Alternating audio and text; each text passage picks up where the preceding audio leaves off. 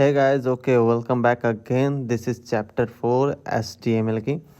तो गाइज ऐसा हुआ कि मैं रिकॉर्ड तो कर रहा था बट मेरी माइक अनफॉर्चुनेटली किसी तरीके से डिस्कनेक्ट हो गई। तो मैं वॉइस ओवर कर रहा हूँ। तो ओके गाइज, तो आज हम पढ़ते हैं, यहाँ पर पढ़ेंगे HTML कोटेशन के बारे में। देखो, जब मैं आपको सिंपल सी लाइनें बता दूँ, कोटेशन ज़्यादातर हमारे HTMLs में यूज़ नहीं, हमारे वेब पेजेस में यूज़ नहीं होते, वेबसाइट्स में यूज़ नहीं होते हैं। फिर भी यहाँ पर W3 स्कूल ने दिया है तो हम इसे पढ़ेंगे ज़रूर। यहाँ पर आप ऊपर में जितने भी देख रहे हो, ब्लॉक कोट, क्यू कोट और ABBR, एड्रेस, सिटी, से ये सब एक कोड्स हैं। तो कोड्स क्या होती है, पहले आप ये समझो। कोट्स वो होती है, जैसे आप याद करो, आप अपने बचपन में फ़ोटोज़ क्लिक करते थे। अगर आप 90s के किड हो तो आपको ये बात अच्छे से पता, फ़ोटो क्लिक करते थे और फिर उस पर नीचे, फ़ोटो के नीचे कुछ कोट्स हम लोग राइट कर देते थे, ताकि उस पिक्चर के बारे में कुछ हम अपना इमोशन बता सके लोगों को फेसबुक या इंस्टाग्राम पर डालने पर। तो उसी तरीके से कोट्स भी यहाँ पर उसी काम में यूज होती है।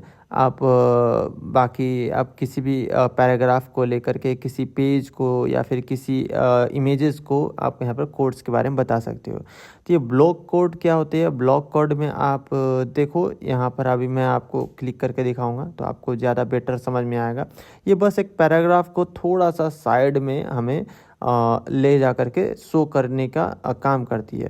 जैसे यहाँ पर अभी आप देख रहे हो, पैराग्राफ जो है, पैराग्राफ में हेयर इज़ ए कोट लिखा हुआ है फ्रॉम WWF's वेबसाइट। तो ये वेबसाइट को रिफ़र करेगा हमारा ये कोट। देखो यहाँ पे देख सकते हो आप, जैसे कि देखो ये जो कोट्स के अंदर, ब्लॉक कोट्स के अंदर लिखा हुआ, वो थोड़ी सी राइट साइड में जा रही है।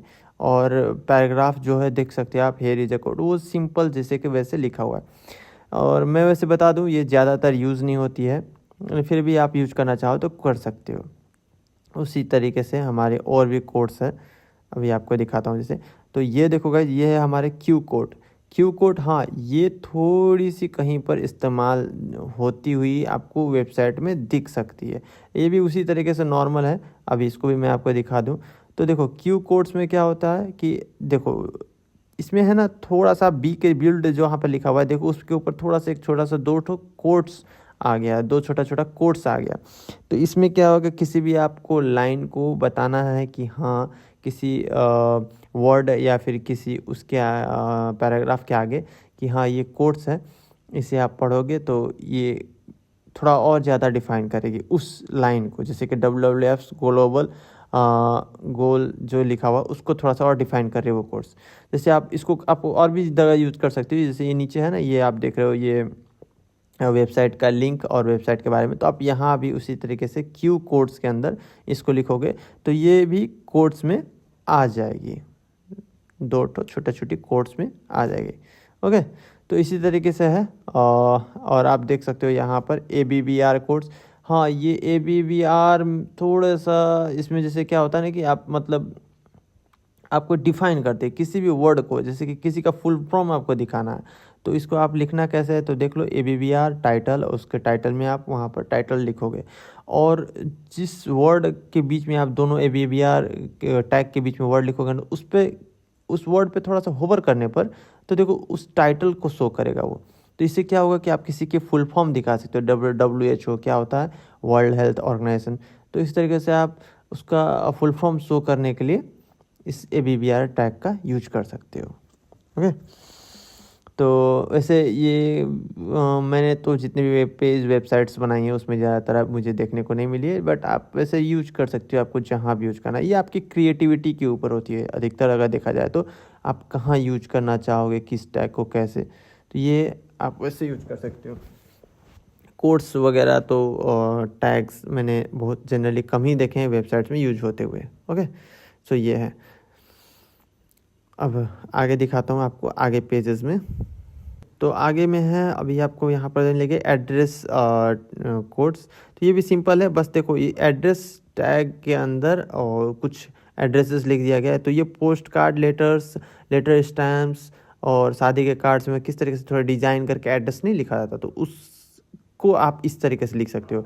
एड्रेस टैग के अंदर लिखोगे तो ये भी कुछ इस अलग टाइप से, मतलब एड्रेस डिज़ाइन के टाइप से आपके एड्रेसेस शो करेंगे। बाकी साइट है, एक टैग है, इससे भी मैंने कभी जनरल यूज़ नहीं किया है, बट आप इसको ऐसा समझो कि आप किसी भी ऑथर के नेम को लिखने से पहले, आप इसको शो करने से पहले उसको स्टाइल थोड़ा सा दे करके बता सकते हो। ऐसे देखो, बुक्स, सॉन्ग्स, मूवीज़ और पेंटिंग यहाँ पे इस तरीके से दिखाया गया। बट मैं फिर आपको बताना चाहूँगा, ये सारे जितने भी टैग्स हैं ये एक स्टाइलिंग का समझो तो एक तरीके से टैग है, और किसी भी ऑथर को डिनोट करने बताने से पहले आप लिख सकते हो ऐसे।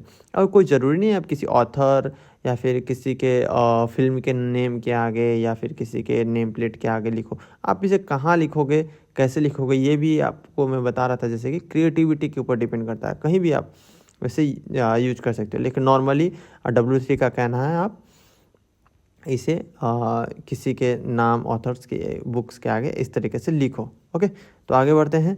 नेक्स्ट में क्या है हमारा यहाँ पर, वीडियो। ओके, सो आगे बढ़ते हैं।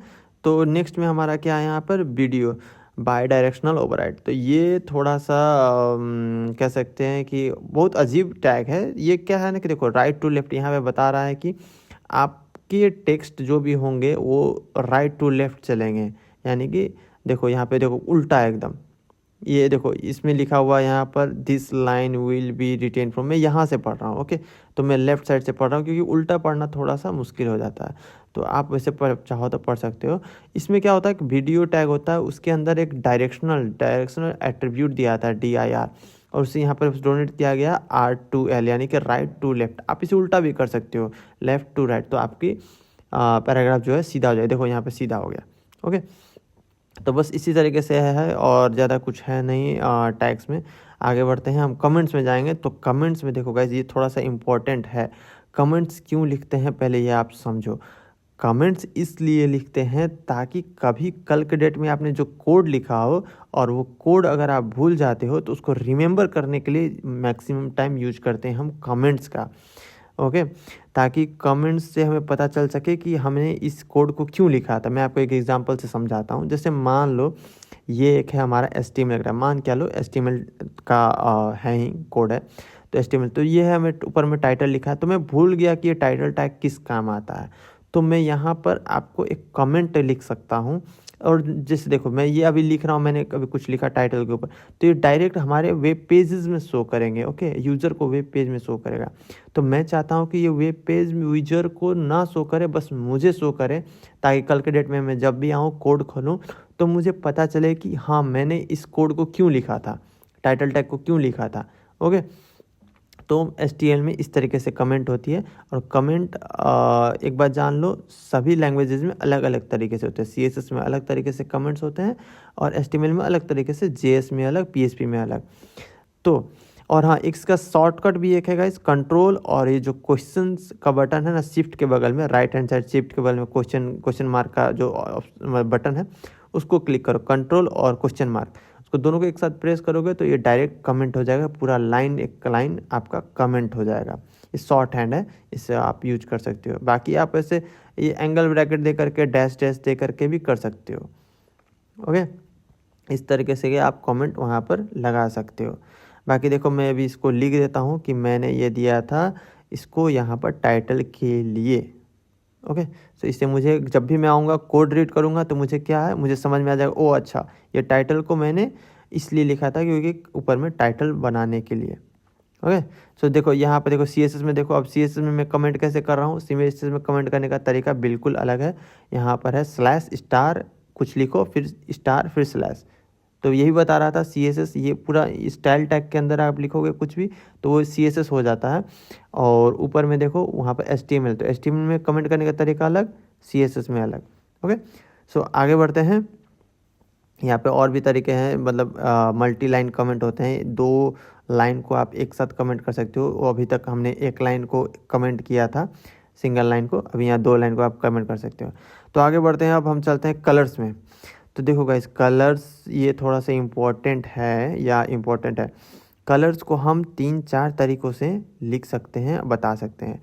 एक है नेम से, RGB तरीके से, हेक्साडेसिमल तरीके से, HSL, RGBA इस तरीके से। तो कलर को कंप्यूटर को बताना पड़ता है कि हमें कौन सा कलर चाहिए, तो हम उसको 3-4 तरीके से बता सकते हैं। या तो नाम से बता दें कि हमें टोमेटो चाहिए, ऑरेंज चाहिए, ब्लू चाहिए, येलो चाहिए, ठीक है। या तो हम उसको एक कोड दे दें कि ये कोड लो, ये कलर का कोड है, RGB कोड है, तो कोड ले लो और आप मुझे बता दो। देखो यहाँ पे मैं कोड दिखाता हूँ, ये है एक तरीके से कोड। बैकग्राउंड कलर मैं यहाँ पे पिंक लिख सकता था, लेकिन पिंक लिखने से ऐसा कुछ कहीं कहीं कोड ही देना बेटर होता है। क्यों बेटर होता है? देखो कुछ कलर के कोड्स इसलिए दिए जाते हैं क्योंकि हम उसे नाम से नहीं बुला सकते। जैसे मान लो कुछ एक मैं आपको अभी रुको एग्जांपल से मैं आपको समझाता हूँ।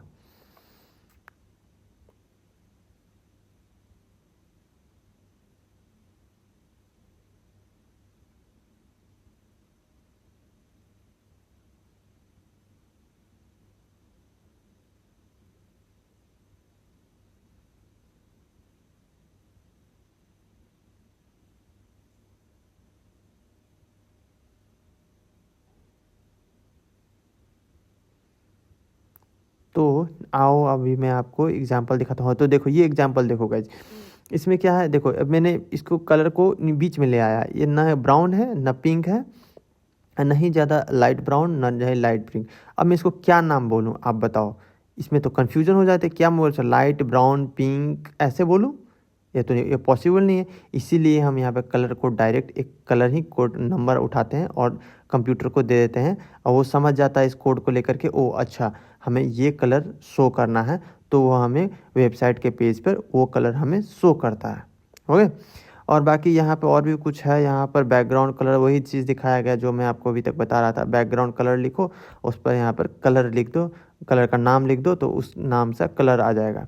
बाकी हम इसे टेक्स्ट को भी वाइट, ब्लू, रेड, ग्रीन कर सकते हैं, और उसे इसके लिए एक प्रॉपर्टी आती है, यानी कि एक वैल्यू आती है जिसको लिखने से हम टेक्स्ट को वाइट, ग्रीन, ब्लू कर सकते। देखो मैंने बताया था ना, ये देखो अभी ग्रीन कर दिया। क्यों? यहाँ पे स्टाइल लिखा, फिर कलर लिखा, फिर टोमेटो लिखा। कलर लिखने से क्या होगा? कलर लिखने से ये होगा कि टेक्स्ट होगा, उसका बैकग्राउंड नहीं होगा, टेक्स्ट होगा। टोमेटो यानी टोमेटो कलर का हेलो वर्ल्ड हो गया है, उसका बैकग्राउंड चेंज नहीं हुआ, टेक्स्ट का कलर चेंज हुआ। ओके। तो इसी तरीके से यहाँ पर स्टाइल में स्टाइल टैग दिया गया, कलर। तो स्टाइल टैग वैसे CSS में यूज होता है, लेकिन यहाँ पर HTML में भी एट्रीब्यूट को यूज़ करने के लिए यूज़ किया गया। इसे हम आगे CSS में पढ़ेंगे, अभी कन्फ्यूजन क्रिएट नहीं करते हैं। ओके, आगे बढ़ते हैं तो देखते हैं यहाँ पर आगे में क्या है। स्टाइल कलर टोमेटो, वही नेम तरीके से यहाँ पे बताया गया कि हमें टोमेटो कलर का कलर चाहिए। यहाँ देखो कलर वैल्यूज़ में देखो, RGBA में हम इस तरीके से भी कलर बता सकते हैं कि रेड हमें ये चाहिए, ग्रीन हमें ये चाहिए, ब्लू हमें ये चाहिए। एक बात रखना, RGB रेड, ग्रीन, ब्लू होता है, और यही 3 कलर मिल करके दुनिया के सारे ऑलमोस्ट 99.9% कलर इसी कलर से मिलके बने होते हैं। और उसी के नीचे है कलर कोड, और ये है HSL कोड। HSL कोड के तरीके से भी आप बता सकते हो कि HSL इस तरीके से हमें कलर, ये कलर है HSL कोड का, और हमें ये कलर चाहिए। तो तीनों का मतलब देखो अलग अलग है, लिखने का तरीका अलग है, लेकिन कलर एक ही है। ओके, तो शायद आप लोग समझ पा रहे हो कि मैं कहना क्या चाह रहा हूँ। बाकी RGBA कलर्स की, वही RGB के बारे में बता रहा है ये, जो मैंने आपको अभी थोड़ी देर पहले बताया कि RGB के तरीके से भी आप बता सकते हो कंप्यूटर को कि ये कलर हमें चाहिए। ओके, तो ज़्यादा कुछ तो है नहीं यहाँ पर, और सेम चीज़ें आगे बढ़ते हैं। तो देखो इसे कलर में RGB रेड कलर को चेंज कर रहा हूँ, ग्रीन को चेंज कर रहा हूँ, ब्लू को चेंज कर रहा हूँ, तो वैल्यू चेंज हो रहा है, वैल्यू चेंज होने से कलर चेंज हो रहा है। ओके, तो हेक्साडेसिमल, ओके, HSX जैसे मैं बता रहा था, हेक्साडेसिमल कलर कोड, ये भी एक कलर कोड है। तो कोडिंग, कलर कोड लिखने के काफ़ी तरीका है। मेनली 2 यूज होते हैं गाइज, याद रखना, एक कलर नेम से होता है और एक आपको RGB के तरफ से होता है, RGB से होता है, ठीक है। तो आगे बढ़ते हैं, अब हम जाते हैं HTML CSS के तरफ। CSS अब आ रहा है, लेकिन CSS को मेनली हम पढ़ेंगे CSS के पार्ट में। ओके, और कास्केडिंग स्टाइल सेट इसका फुल फॉर्म है। मेनली इसे हम CSS में पढ़ेंगे। अभी बस थोड़ा सा ओवरव्यू देख लेते हैं। अभी W3 को इसमें कंफ्यूज तो नहीं करना चाहिए था CSS देखकर, लेकिन फिर भी उन्होंने दिया है तो हम इसे पढ़ेंगे ज़रूर। तो देखो मेनली CSS में क्या होता है, 3 तरीके से CSS होते हैं। Okay, inline CSS, internal CSS और एक्सटर्नल CSS। मैंने आपको इनलाइन इससे पहले भी इंटरनल आपको मैंने दिखाया था। एक बार मैं फिर से आपको दिखाना चाहता हूँ, एक बार देख लो आप।